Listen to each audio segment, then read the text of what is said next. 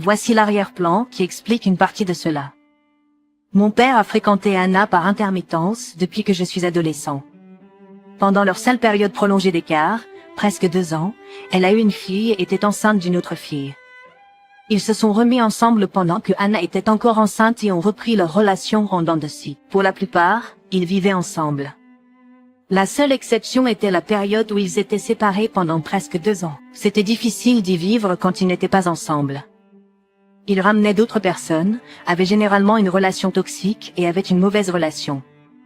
J'ai déménagé de la maison de mon père et j'ai emménagé chez mes grands-parents quand j'avais 17 ans. C'était beaucoup pour moi. Je n'avais jamais noué de lien ou n'avais jamais ressenti d'amour pour Anna ou ses filles en vivant avec elle. J'essayais juste de survivre au tumulte que mon père me faisait traverser. Je ne me souviens même pas de l'âge que ces filles avaient la dernière fois que je les ai vues. Elles étaient assez petites à l'époque. Quelquefois, mon père me disait d'être leur grand frère ou quoi que ce soit, mais il était plus pris par Anna. Ils se sont séparés quelques mois avant qu'il ne décède il y a 2 ans. Mon père et moi ne parlions pas vraiment pendant la dernière année de sa vie. Donc Anna a été diagnostiquée avec une maladie et m'a contacté pour élever ses filles.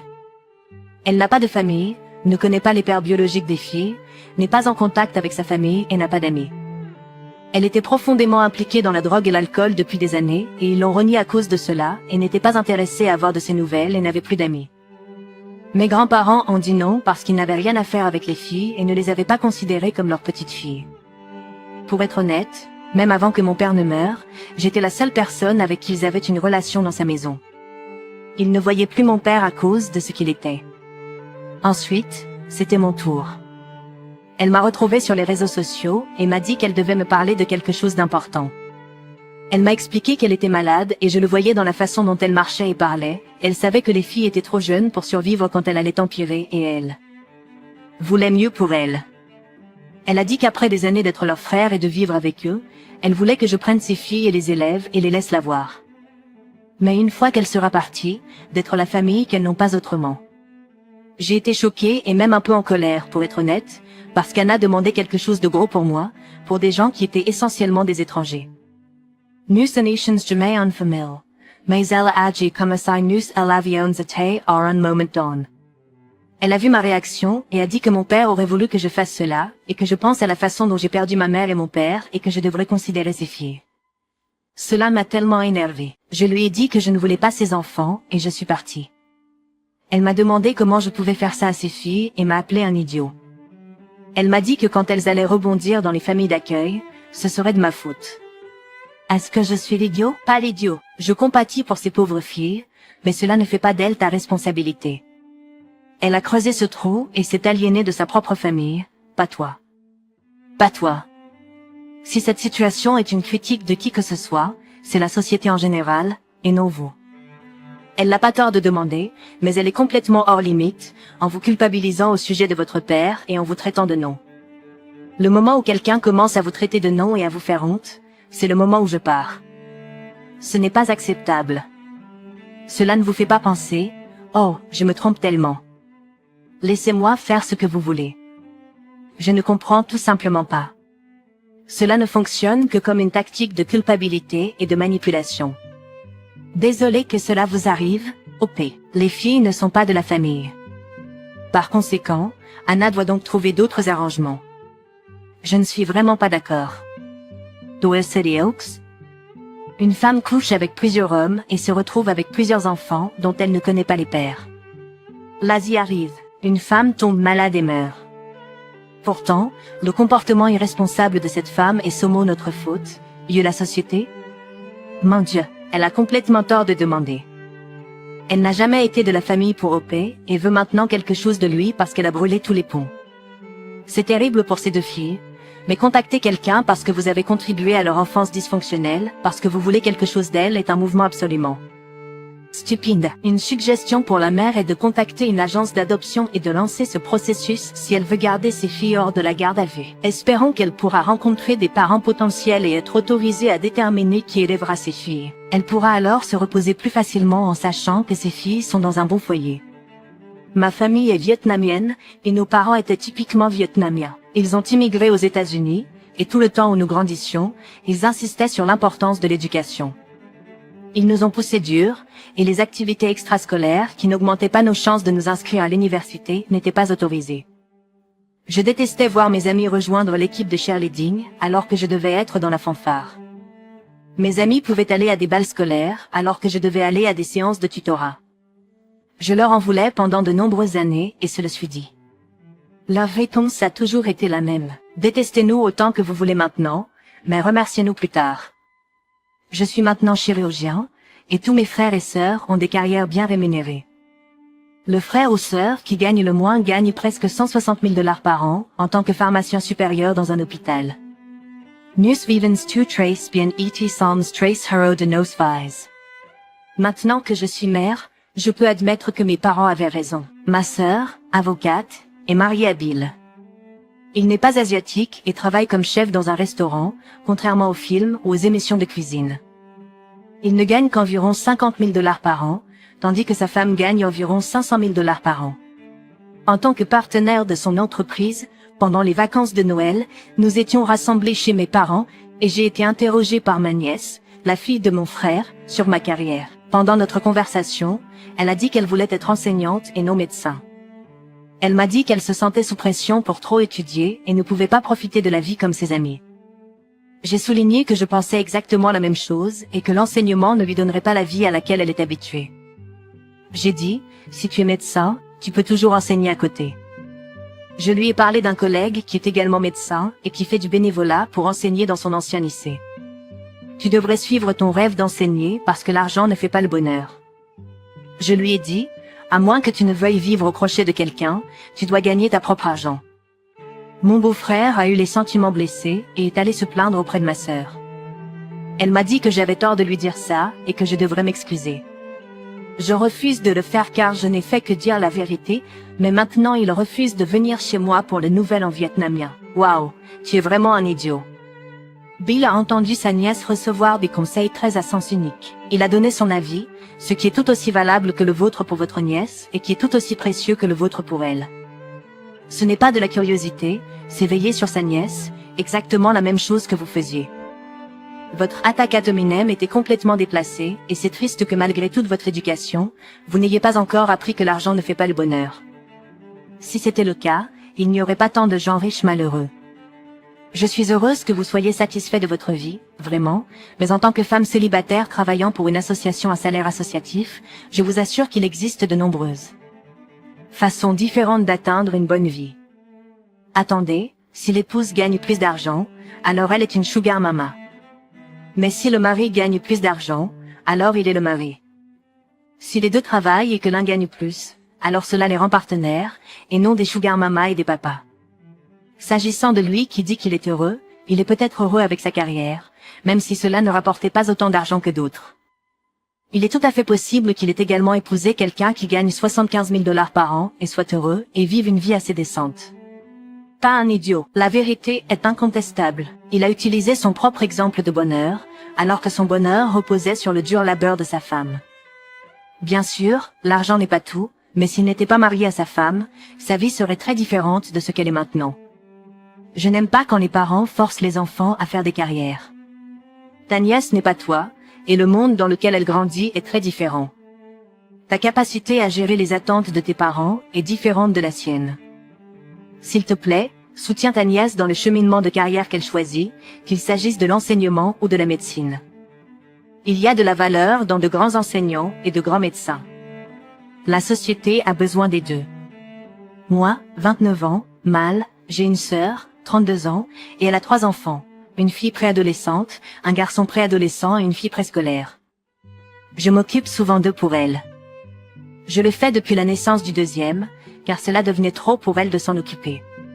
Elle est mère célibataire par choix, ça ne me dérange pas. Ses enfants sont géniaux, et elle me laisse utiliser sa carte pour couvrir les dépenses pour les enfants, et je suis autorisée à l'utiliser moi-même quand je sors avec eux. Il y a quelques mois, elle a eu une urgence au travail et avait besoin que je m'occupe des enfants pour la nuit. Je lui ai dit que j'avais mon partenaire, 26 ans, et que nous passions une soirée ensemble. Elle a réitéré que c'était une urgence, alors je suis d'accord. Comme d'habitude, les enfants étaient géniaux, et mon partenaire est génial avec les enfants. Il s'amusait avec lui, et il a pu les mettre au lit plus rapidement que je ne l'aurais normalement fait. Cela s'est produit quelques fois de plus. Mon partenaire est présent et elle a besoin de moi pour m'occuper des enfants afin que nous les gardions ensemble. Quelquefois, lorsqu'il savait que j'avais des enfants, il est passé pour leur dire bonjour, mais aussi pour me donner une pause, généralement vers midi et en préparant le déjeuner pour tous. Elle sait que mon partenaire est resté avec moi pendant ces urgences et qu'il est passé quelques fois, et elle ne m'a rien dit. Aujourd'hui, nous sommes allés déjeuner et nous avons rencontré mon partenaire. Je n'avais pas l'intention de l'inviter, mais les enfants ont supplié pour qu'il se joigne à nous, alors il l'a fait. Nous avons passé un bon moment, et j'ai payé pour tout le monde sur la carte de ma sœur, comme je le fais habituellement. Cependant, je me suis rendu compte que cela signifiait également que j'avais payé pour son repas. Je lui ai envoyé un texto avant de quitter le restaurant et lui ai dit que, si elle le souhaitait, je lui rembourserais la somme. J'ai également envoyé une photo de la facture. Lorsqu'elle a récupéré les enfants, je lui en ai parlé, car je n'ai jamais reçu de texto en retour, et elle a dit qu'elle en parlerait après qu'il soit dans la voiture. Alors elle les met dans la voiture et elle revient et me fait une scène parce qu'elle a un étranger autour de ses enfants et que je n'aurais pas dû l'amener sans sa permission. Elle a dit qu'elle laissait passer la première urgence, mais qu'elle trouvait cela bizarre chaque fois qu'il restait et qu'il passait. Si je suis honnête, cela m'a énervée et je lui ai dit de ne pas parler de mon partenaire de cette façon. Cela a juste entraîné plus de disputes. Et à la fin, je lui ai dit que je ne m'occuperais plus de ses enfants et qu'elle devrait engager une babysitter ou commencer à être une mère réelle. Après cela, elle est partie et maintenant je me sens mal. Je l'ai dit par colère et je peux dire qu'elle a été vraiment blessée. De plus, cela lui coûterait tellement cher de trouver quelqu'un d'autre pour s'occuper des enfants, autant que je fais. Vous asseoir et avoir du temps libre loin de vos enfants. Je sais que vous les aimez, mais vous vous êtes laissé prendre à votre avantage.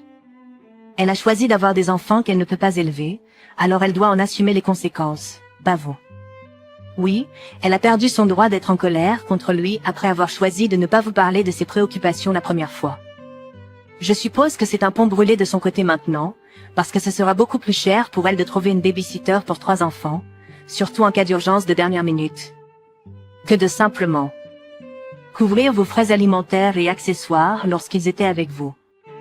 Neutrophils, presque adult, et Neutrophie, adolescent, sont tous deux très sportifs. Ils sont tous les deux vraiment dans l'archerie et les sports d'équipe à l'école. Notre fils économise de l'argent ces derniers temps, en faisant beaucoup de tâches ménagères supplémentaires et en faisant du babysitting dans le quartier. Samedi, il nous a montré ce qu'il avait acheté avec son argent, un marqueur de paintball très cher. Il a dit qu'il allait rejoindre une ligue locale.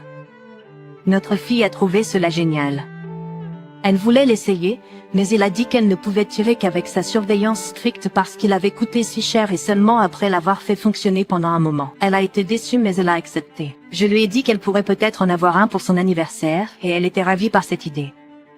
Hier, ma femme a acheté le même marqueur de paintball pour l'offrir à notre fille. Je lui ai dit que c'était une idée horrible parce que cela envoyait un mauvais message à notre fils. S'il travaille dur pour quelque chose et que nous achetons simplement la même chose à notre fille, nous lui disons que son travail n'a aucune valeur. Ma femme a dit que ce n'était pas juste pour un enfant d'avoir quelque chose que l'autre n'a pas s'il s'agit de quelque chose que tous deux apprécieraient et que nous devons la récompenser pour ça. Maturité hier après le marqueur de paintball a été frotté sur son visage. Littéralement, cela ne s'est pas produit.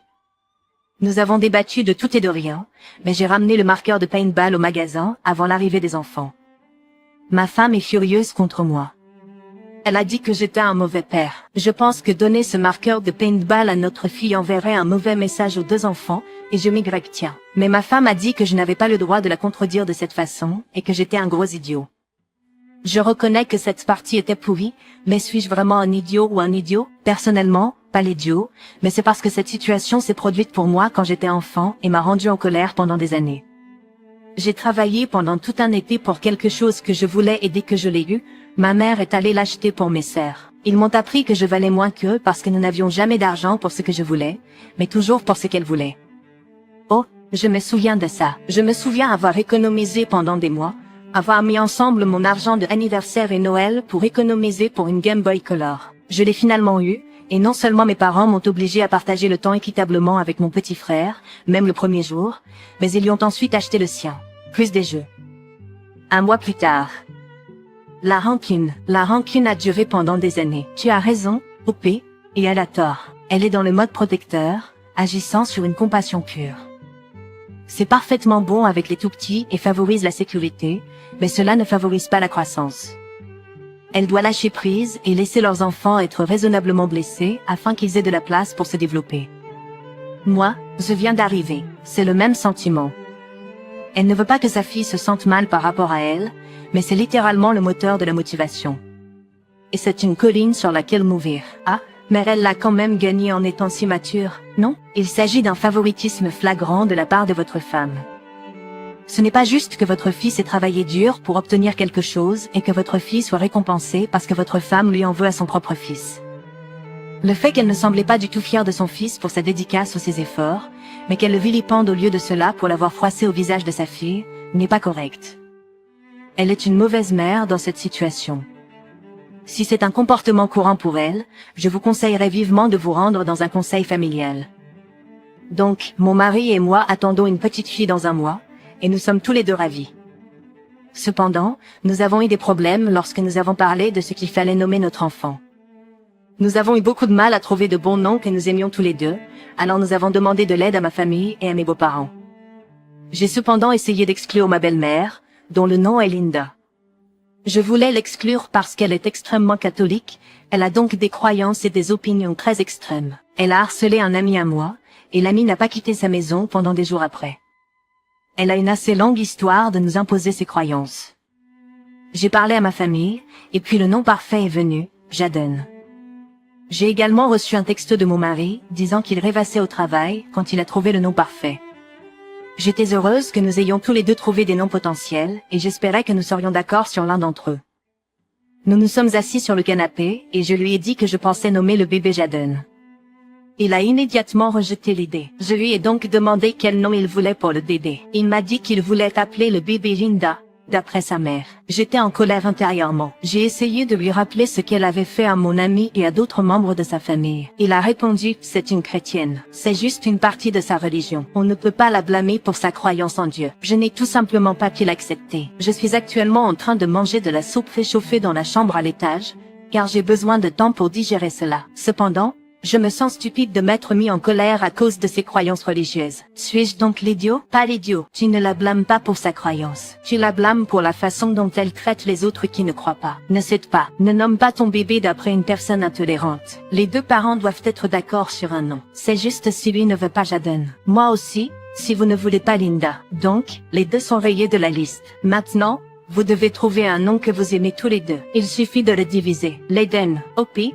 Parlez à votre mari. Faites-lui savoir que vous devez tous les deux aimer le nom que vous choisissez. Il suffit de le diviser. Laden, Opie.